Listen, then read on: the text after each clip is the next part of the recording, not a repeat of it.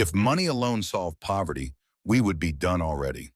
Rich countries send hundreds of billions every single year, yet about 700 million people still live in extreme poverty. Worse, progress has slowed during the last decade. That is a hard truth to sit with, and it raises a blunt question. If aid is this big, why is the problem still this big? Are we missing the point about how development actually happens? One clarification before we go further. People do not receive aid because life is easy. They receive aid because crises hit and systems struggle. So we should avoid a cheap conclusion that help equals failure. Think about a hospital recovery room. You would not judge surgery by patients who still look weak. They look weak because they needed the procedure. Aid recipients are often in that kind of moment. Still, another truth can exist at the same time. Stabilizing a patient is not the same as rebuilding their strength. Putting out a fire is not the same as redesigning the house. Aid can stop the bleeding and still miss long-term growth. We also see contrasts across countries. Some large economies cut poverty with relatively little foreign aid. They changed policies, built capacity, and industrialized at speed. Others received aid for decades yet saw weak or negative growth. So what is going on here? The answer sits in how economies build productive power. It sits in incentives, institutions, and who learns by doing. It sits in what aid replaces and what it actually builds. This video will stay focused on development aid, not emergency relief after a disaster or a war.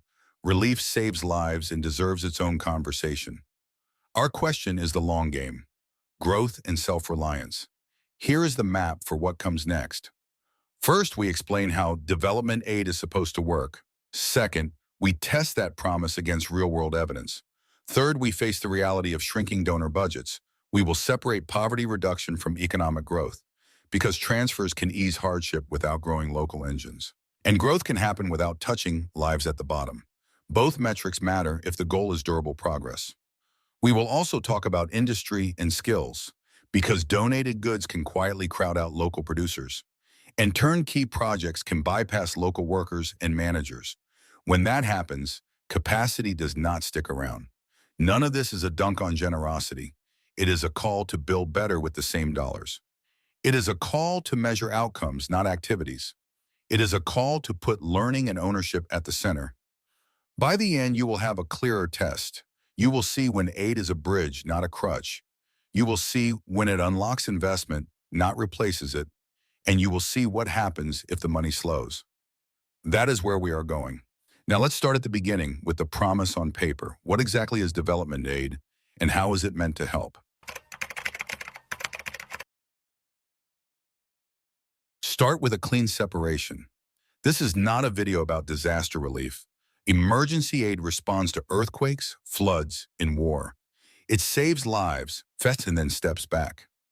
Different goal, different clock, different playbook. Our focus is development aid. Think of it as the long game. It aims to build capacity, not just stabilize crises. It tries to leave a stronger economy behind. What counts as development aid in practice?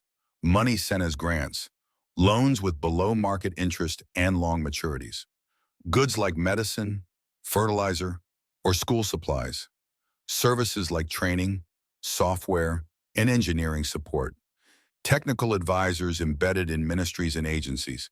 You will hear the term ODA. It stands for Official Development Assistance. It is the accounting bucket many donors use. It tracks government-backed help aiming for development outcomes. Who sends the money? Bilateral donors like the United States and European countries. Multilateral institutions like the World Bank and regional banks. Public foundations and a few large private philanthropies. Sometimes they co-finance the same program together.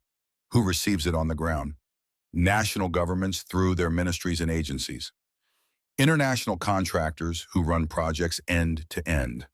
Nonprofits with global headquarters and local country offices. Local organizations created and led by people in the country. Why so many middle layers? Because donors want transparency, control, and perceived neutrality. Because complex programs need procurement, logistics, and compliance. Because moving money well is hard without systems. How does the money actually move? A donor announces priorities for a country or a sector. Organizations pitch designs that match those priorities. The winner signs a contract with milestones and budgets. Then the project hires staff and starts delivery. Auditors check boxes, reports get filed, funds get released. What are the common targets? Primary health and basic education, rural roads and water systems, agriculture inputs and extension services, power generation and transmission lines, digital ID systems and tax administration, small business finance and workforce training. There is often conditionality attached. Procurement must be competitive and documented. Safeguards must protect people and the environment. Macroeconomic reforms may be part of the deal. Data must be collected to prove progress. At its best, development aid is catalytic. It helps a government train nurses and teachers. It helps a town connect farms to a paved road. It helps entrepreneurs get reliable power and basic finance. It helps a tax authority modernize and increase compliance. It helps a country learn by doing and keep doing. At its worst, it becomes a substitute. Goods arrive free and undercut local producers. Foreign teams build projects with minimal local staff. Paperwork grows while real capacity does not. Money flows, but skills and ownership fail to stick. Two more clarifications before we move on. First, development aid is not a single machine. It is a messy ecosystem with very different actors. Some programs perform well, others underperform or stall. We will judge the system by patterns, not anecdotes. Second, this video will use plain language on purpose. No alphabet soup unless it matters for the story. We care about outcomes, not insider jargon. So here is the promise on paper. Development aid provides the first push. It seeds capital, skills, and systems. Then local savings and tax revenue take over. The economy stands on its own. That is the theory you will hear most often.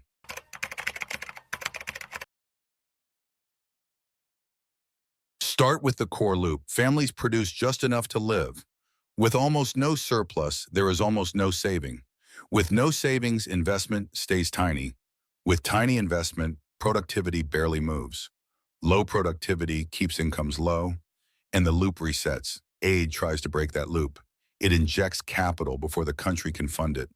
Machines arrive sooner, clinics and schools open sooner, roads and power lines show up sooner, SOL's training starts sooner. Sooner is the whole point. Why does timing matter so much? Because thresholds exist in real economies. Below a threshold, returns stay low and risky. Cross the threshold, returns jump. A factory needs power that stays on. A farm needs a road that holds in the rain. Workers need health and skills to use new tools. Remove 2 or 3 bottlenecks together. Results compound. Economists call this coordination. Many investments pay only when other pieces are present. Think of it like a stage. Lights without sound is not a show. Sound without seats is not a show. You need enough pieces on stage at once. That is the logic behind a big push. Aid bets on that logic. It funds a bundle of complementary inputs.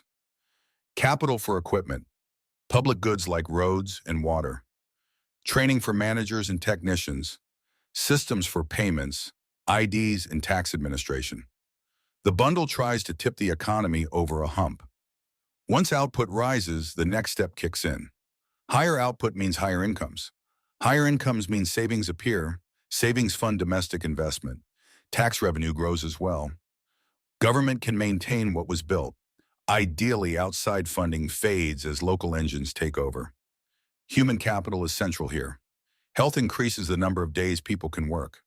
Education raises the value of each hour they work. When health and education improve together, productivity jumps. The effects show up in wages, profits, and tax receipts. That flywheel is how growth becomes self-financing. This is the theory in its best light. A starter push, a coordinated bundle, a threshold crossed, a self-sustaining loop that replaces outside money. But theory lives in a clean room. Real economies live in dust and weather. Absorptive capacity can be low at the start. That means projects struggle to hire, manage, and maintain. Governance can be weak or stretched thin. That slows procurement and undermines quality control.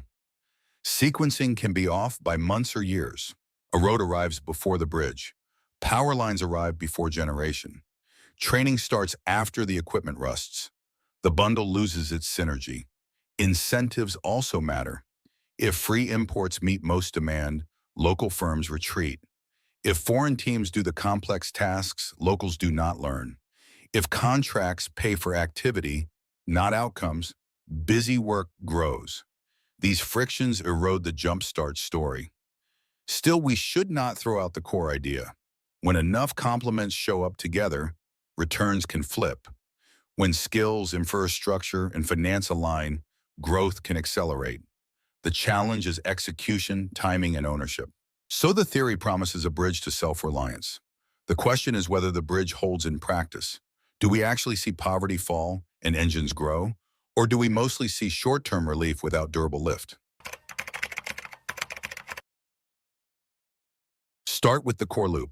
Families produce just enough to live. With almost no surplus, there is almost no saving. With no savings, investment stays tiny. With tiny investment, productivity barely moves. Low productivity keeps incomes low. And the loop resets. Aid tries to break that loop. It ejects capital before the country can fund it. Machines arrive sooner. Clinics and schools open sooner.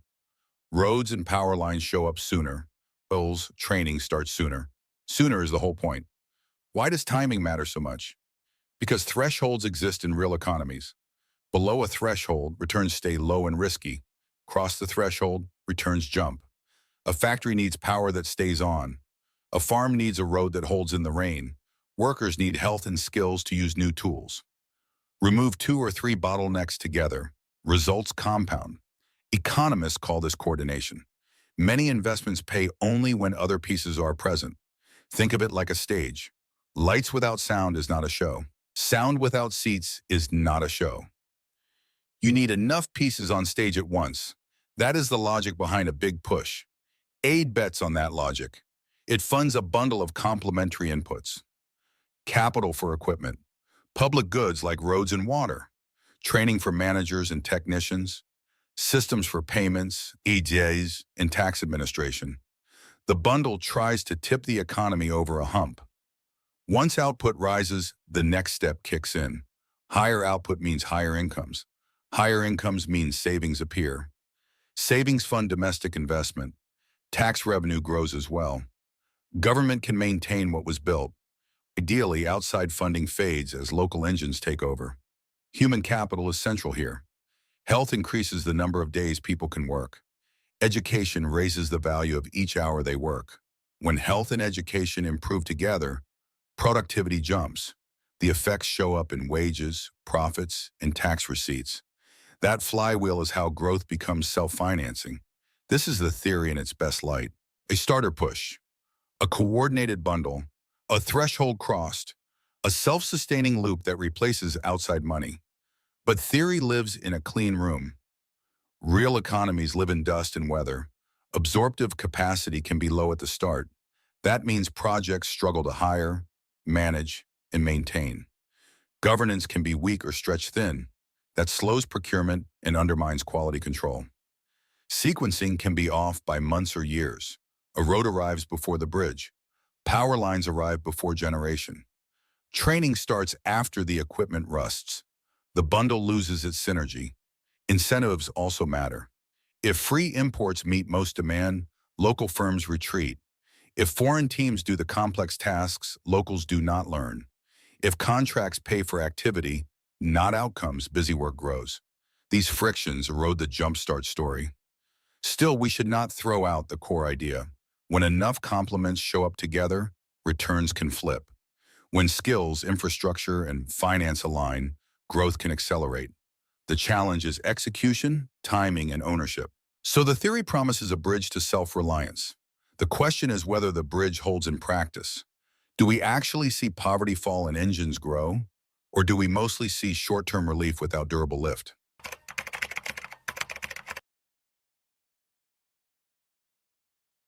Start with a simple market story. If free or subsidized goods flood a market, prices fall. When prices fall far enough, local producers cannot break even. They scale back. They stop investing. Some shut their doors. Aid meant to help ends up replacing the people it was meant to boost. You can see this with physical goods. Think fertilizer, cement, school supplies, or basic devices. Shipments arrive at little or no cost. Demand looks solved. Local manufacturers and wholesalers lose their customers overnight. Banks notice the retreat and pull back credit. Suppliers upstream lose orders. A whole chain goes quiet at once. Clothing is a vivid case. Second-hand garments from wealthier countries pour into ports. Shops fill with cheap options that families can actually afford. Short-term, that feels like a win. But tailors, small factories, and regional mills struggle. Why sew or spin when the rack is already full and cheaper? A trade emerges, but the industrial base withers. Some governments now restrict these imports to defend local jobs. Others debate standards to cut low-quality dumping. They are trying to balance affordability today with industry tomorrow. There is also the waste problem. A share of donated goods are unusable on arrival. Wrong season, wrong climate, broken on the way. Those items head to landfills or open dumps. Communities pay the environmental bill in soil and water. That is not the development anyone ordered. Services can crowd out too. Consider clinics that run entirely on external staff and supplies. They deliver care today, and that matters. But private practices nearby may lose their patient base. Local providers miss revenue and experience. When the project closes, both clinics can be weaker than before. Technical assistance is another pressure point. A team of foreign experts lands to fix a problem fast. They write the policies. They build the dashboards. They run the procurement. It works on paper, but who learns by doing? If local staff only observe, the capability does not transfer. The system needs the training wheels back the next year. Now look at big infrastructure. Roads, bridges, ports, power plants, fiber backbones. These builds are complex and capital intensive. Foreign firms often win the contracts, and for good reasons. They can mobilize finance. They have deep engineering benches. They can deliver on tight timelines. The risk is in how they deliver. If a contractor imports most engineers, foremen, and mechanics, local workers get few skilled roles. If project management stays offshore, local suppliers remain outside the core. The project opens on time, but the know-how leaves with the buses. Operations and maintenance become fragile. Spare parts depend on a single vendor. Documentation is in a format few can read. When something breaks, delays cascade. The asset exists, yet capacity did not stick. Debt can add a second layer of risk. Loans for these projects must be repaid in foreign currency. If export earnings lag or the currency weakens, budgets get squeezed. Governments cut elsewhere or defer maintenance. The shiny new asset decays faster than planned. Growth potential turns into a fiscal headache. Underneath all of this is a blunt incentive. Entrepreneurs follow signals. If they see a market served by free imports, they hold back. If they see major contracts locking out local firms, they hold back. If they see talent stuck in low-skill roles, they hold back. Investment withers because the payoff looks uncertain. That is how dependence quietly builds. So what avoids crowd out? First, buy local by default where quality allows. Set procurement rules that favor qualified domestic suppliers. Pair that with coaching so smaller firms can meet standards. Second, co-invest with local producers, not around them. Use matching grants, not permanent giveaways. Let firms skin the game and build credit histories. Third, mandate real skill transfer on large projects. Targets for apprenticeships. On-the-job training with certification. Shadowing for project managers, not just technicians. Publish those targets and tie them to payments. Fourth, open the tech box. Require documentation in local languages. Adopt open standards where possible. Ensure parts are not locked to a single supplier. Fifth, taper aid in a predictable way. Start with a subsidy if needed, then step it down on a calendar. Signal to the market that prices will normalize. Entrepreneurs can plan. Banks can underwrite. Supply chains can grow into the space. Sixth, fund maintenance like it matters. Bundle O&M training into the build. Set aside multi-year budgets tied to service levels. Audit uptime and response times, not just ribbon cuttings. A road that lasts is better than two that crumble. Seventh, separate humanitarian logic from development logic. In a disaster, ship what saves lives. Now. In routine times, default to local supply, even if slower at first. Do not let the exception become the rule. None of this is anti-aid. It is pro-learning and pro-ownership. Do with, not for. Build muscle that remains when the project team goes home. If crowd out is the symptom, incentives are the disease. Which brings us to the next layer. Why do so many projects optimize for activity, not outcomes? Why does paperwork balloon while impact stalls? For answers, we have to look inside the aid industry itself.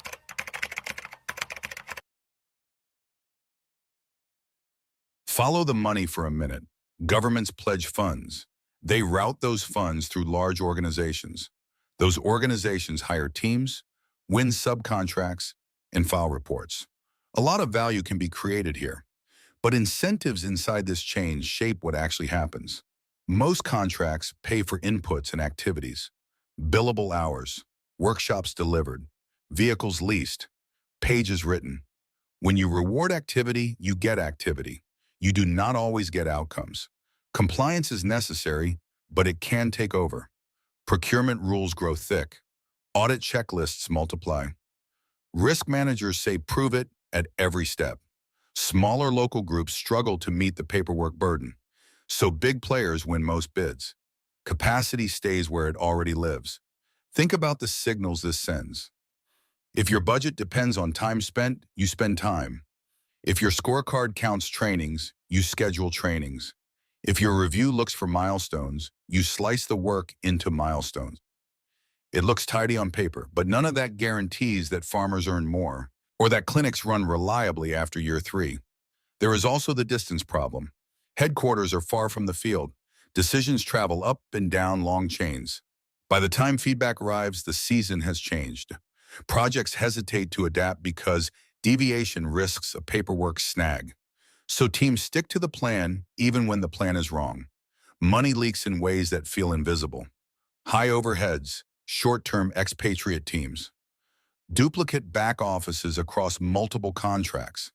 These costs are not evil, but they reduce how much reaches frontline work. Locals see that and call it waste, even when some support is needed. Measurement adds another trap.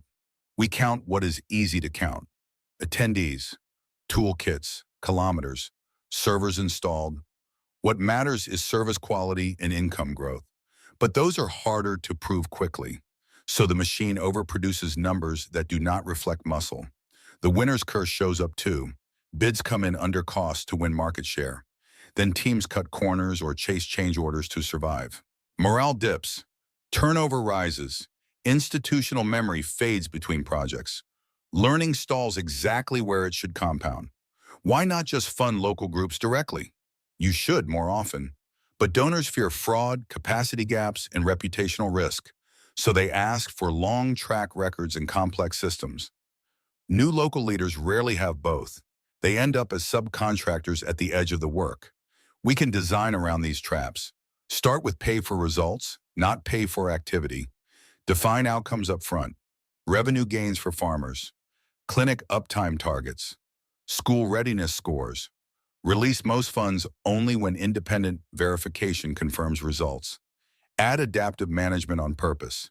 Set a budget line for iteration. Allow scope changes when evidence demands it. Reward teams for stopping low-return tasks. Punish zombie activities that linger because they are in the plan. Push localization with teeth. Require a rising share of funds to local primes, not just subs. Publish pass-through rates. Tie fee pools to skills transferred, not just hours billed. Make apprenticeship targets part of contract performance. Trim paper for paper's sake. Shorten procurement cycles with pre-qualified vendor pools. Standardize small grant templates so emerging groups can apply. Cap overhead where market conditions allow. Disclose fee structures in plain language. Measure service levels and durability. For roads, track all-season accessibility, not ribbon length. For power, track reliability and repair time, not megawatts installed. For training, track on-the-job promotion and retention, not certificates printed. Let those metrics govern renewals. Finally, share lessons across projects. Create open playbooks. Publish failures with the fixes that followed. Treat knowledge as an asset, not a PR risk. That is how the system compounds learning instead of reinventing the wheel. Activity keeps the lights on. Outcomes change lives. Aid should buy the second, even if it means doing less of the first. Now, one more thorny layer waits underneath. People point to corruption as the main reason aid falls short. Institutions matter just as much. And direct cash programs add their own lessons. Let's separate myths from mechanisms and see what actually holds.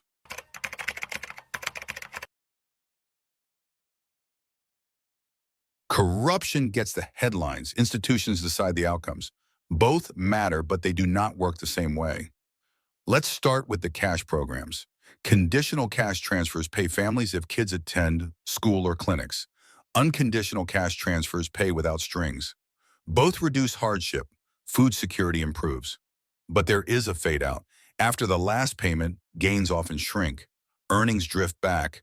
New businesses stall without customers, power, or roads. Cash is a bridge, not a highway.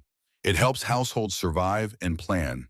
It does not by itself build an economy-wide engine. Now corruption. Leakage exists and it hurts trust. Yet the bigger drag is weak capability. Tax agencies that cannot collect. Courts that cannot enforce. Utilities that cannot maintain. These failures block investment even when money is available.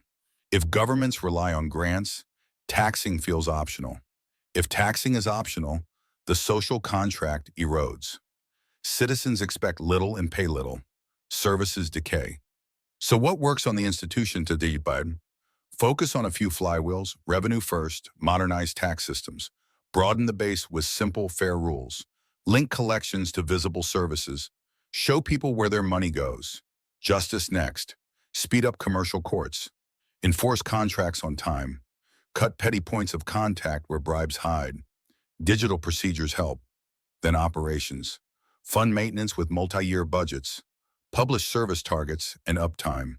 Reward managers who hit them. Finally, empower local problem solvers. Give mayors and frontline agencies room to adapt. Tie money to results, not memos. Decisions closer to users improve learning. Cash eases pain. Institutions create confidence. Confidence is the soil where private investment grows. Cuts are here and they are jarring. Vaccinations get postponed. Maternal health programs shrink. Disease surveillance goes thin. Lives are at stake. That is the near-term picture. There are second-order risks. Fiscal gaps widen. Governments delay maintenance and salaries. Tensions rise and politics harden. Conflict risks tick up. But a shift can also create space. When subsidies taper, local firms can step in. When budgets tighten, waste looks less defensible. When aid stops masking failures, reform can surface. So what is the smarter playbook? Start with build with, not for. Co-design programs with local producers, unions, and cities. Share control over budgets and timelines. Make transfer of skills a required deliverable. Second, switch from inputs to outcomes. Pay for reliable services and real income gains. Make verification independent and frequent. Kill activities that burn time without proof. Third, localize the money. Let qualified domestic groups lead, not only subcontract. Set rising targets for local primes and apprenticeships. Share procurement plans early so firms can prepare. Fourth, fix the state's core muscles. Tax, justice, procurement, and maintenance. They sound boring, but they decide everything. Aid should finance these flywheels before shiny launches. Fifth, be realistic on debt. Borrow for projects with clear cash flows or productivity gains. Stress test in local currency terms. Disclose terms in plain language. Do fewer big bets and do them right. Geopolitics will keep pressing in. New patrons may offer fast money with tight string. Stay clear-eyed. Cheap today can be costly tomorrow. The bottom line is simple. Less aid demands better design. If we focus on ownership, outcomes, in core capability. Countries can turn a hard transition into durable growth.